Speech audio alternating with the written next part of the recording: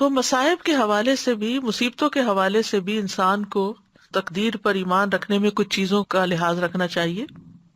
سب سے پہلی بات تو یہ کہ اللہ کا علم ہر چیز پر محیط ہے. یعنی تقدیر کے معاملے میں پہلا قاعدہ کیا ہے؟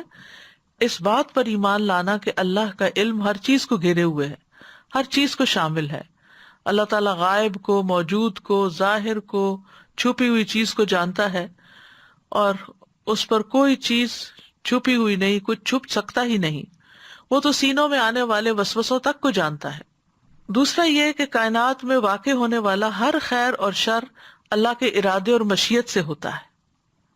کوئی کام اللہ کی اجازت کے بغیر نہیں ہوتا. یہ چیز انسان کو کیا سکھاتی ہے کہ اگر کوئی مشکل آ گئی ہے تو پھر اللہ ہی کی طرف رجوع کرو، اللہ کی طرف لوٹو، اس سے دعائیں کرو، اس سے آہوزاری کرو، کیونکہ وہی اس کو ٹال سکتا ہے. جس کے اذن سے مصیبت آئی ہے اسی کے اذن سے جائے گی بھی، لہذا ہمیں اس کو راضی کرنا ہے.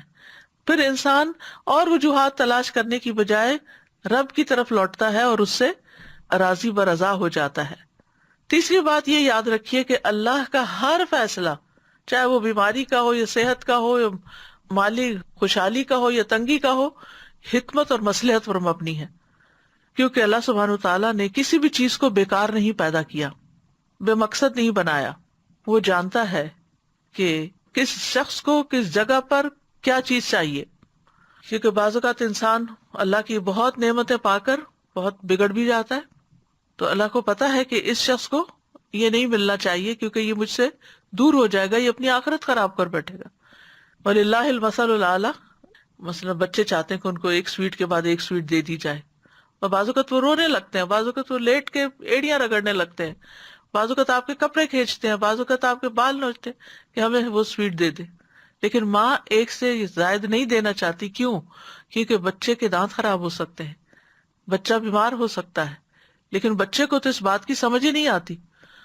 تو ہم سب کو بھی سمجھ نہیں آتی کہ اللہ تعالیٰ نے کوئی چیز ہم سے کیوں روکی ہوئی ہے.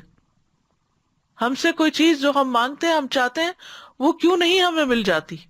اور کل قیامت کے دن جب راز کھلے گے تو انسان اپنے ہی آپ کو ملامت کرے گا کہ یہ میری غلطی تھی کہ میں نے چیزوں کو اس طرح نہیں لیا جیسے اللہ تعالیٰ میرے لیے چاہتا تھا. تو یاد رکھیے بظاہر نظر آنے والے شر میں بھی خیر ہو سکتی ہے، اور شر کے فیصلے میں بھی خیر چھپی ہوتی ہے. قرآن مجید میں آتا ہے وَعَسَىٰ أَن تَكْرَهُوا شَيْئًا وَهُوَ خَيْرٌ لَكُمْ وَعَسَىٰ أَن تُحِبُّوا شَيْئًا وَهُوَ شَرٌّ لَكُمْ. ہو سکتا ہے ایک چیز کو تم سخت ناپسند کرتے ہو اور وہی چیز تمہارے حق میں بہتر ہو، اور ایک چیز کو تم بہت پسند کرتے ہو اور وہ تمہارے حق میں اچھی نہ ہو. اللہ جانتا ہے اور تم نہیں جانتے. پھر اسی طرح بعض اوقات کوئی چھوٹی تکلیف آ جاتی ہے، وہ بڑی تکلیف کو روکنے کا سبب بن جاتی ہے، تو ہمیں نہیں پتا ہوتا. ہم کہتے یہ کیوں تکلیف آ گئی؟ بھائی آپ کے رستے میں تو اس سے بھی بڑی تھی، یہ چھوٹی کی وجہ سے بڑی آنے سے رک گئی. پھر اسی طرح یہ ہے، انسان کو یہ بھی یاد رکھنا چاہیے کہ جو تقدیر ہے اس کے اندر شر نہیں ہے. وہ مقدور یعنی جس کے اوپر تقدیر نافذ ہوتی ہے اس کی نسبت سے شر ہوتا ہے. اللہ کا ہر فیصلہ ہی خیر پر مبنی ہے. انسانوں کو جو مصیبت آتی ہے تو وہ ان کے حق میں خیر ہوتی ہے، اور ان کو جب خیر ملتی ہے تو وہ بھی ان کے حق میں خیر ہوتی ہے. مصائب انسان کے حق میں شر ہوتے ہیں، وہ تکلیف محسوس ہوتی ہے، لیکن اللہ کے فعل میں وہ شر نہیں شمار ہوتے. تو کوئی چیز ایک سائڈ سے آپ کو بری محسوس ہوتی ہے لیکن دوسرے اعتبار سے وہ آپ ہی کے حق میں اچھی ہوتی ہے. بعض اوقات کوئی بیماری آپ کو آتی ہے تو آپ اس پہ پریشان ہو جاتے ہیں، حالانکہ اس بیماری کا علاج کرتے کرتے وہ ایک بڑی بیماری جو پیچھے آ رہی تھی اس کا بھی ساتھ ہی علاج ہو جاتا ہے. بعض بیماریاں چھپی ہوئی ہوتی ہیں، انسان کو پتہ ہی نہیں ہوتا کہ مجھے تکلیف پہنچنے والی ہے. تو آپ کو کوئی چھوٹی بیماری لاحق ہو جاتی ہے، مثلا سر درد ہو جاتا ہے، آپ اس کا علاج شروع کرتے ہیں تو آپ کو پتہ چلتا ہے کہ آپ کو تو اس سے بھی بڑی کوئی بیماری ہے، اور اس کا آپ علاج شروع کرتے تو اس سے بڑی کہ آپ کو نہیں خبر ہوتی. تو یہ دوسرے درجے کی بیماری ہے، اس کے علاج میں تیسرے درجے کی بیماری کا بھی علاج ہو جاتا ہے. پھر پانچویں بات یہ کہ اللہ جو چاہتا ہے کرتا ہے، اس لیے کہ وہ مالک ہے. اس سے پوچھا نہیں جا سکتا کہ آپ ایسا کیوں کر رہے ہیں، لیکن انسانوں سے پوچھا جائے گا کیونکہ ہر چیز اس نے بنائی ہے نا. مالک وہ ہے، مالک جتنی بھی چیزیں ان کے ساتھ جو چاہے معاملہ کرے کیونکہ وہ مالک ہے. کسی کو کیا اعتراض ہو سکتا ہے؟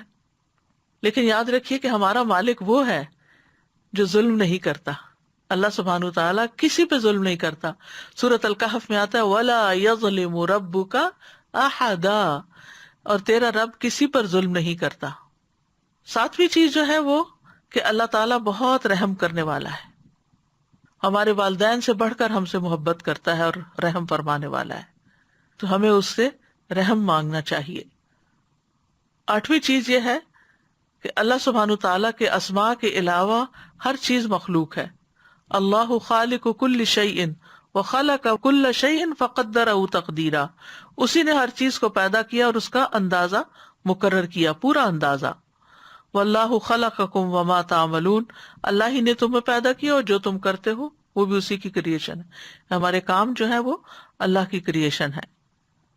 تو اس سے کیا پتہ چلتا ہے کہ انسان یہ جان لے اگر، تو پھر اس کو یہ سمجھ آ جاتی ہے کہ اس کا جو دشمن ہے وہ کمزور ہے، اس کا ہیلا کم ہے، اور وہ بھی اللہ کی مخلوق ہے، یعنی وہ خدا نہیں ہے.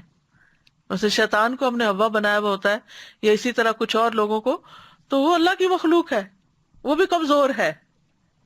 خالق تو صرف اللہ ہے. نویں چیز یہ ہے کہ اللہ تعالیٰ نے دنیا کا یہ قاعدہ بنایا ہے کہ یہاں حالات بدلتے رہیں، نہ رات ہمیشہ کے لیے نہ دن ہمیشہ کے لیے، کیونکہ امتحان ہے نا. وَتِلْكَ الْأَيَّامُ نُدَاوِلُهَا بَيْنَ النَّاسِ، یہ دن تو ہم لوگوں کے درمیان باری باری بدلتے رہتے ہیں. لہذا تقدیر ہر مومن کافر سب پہ جاری ہوتی ہے، سب کے لیے تبدیلی آتی ہے.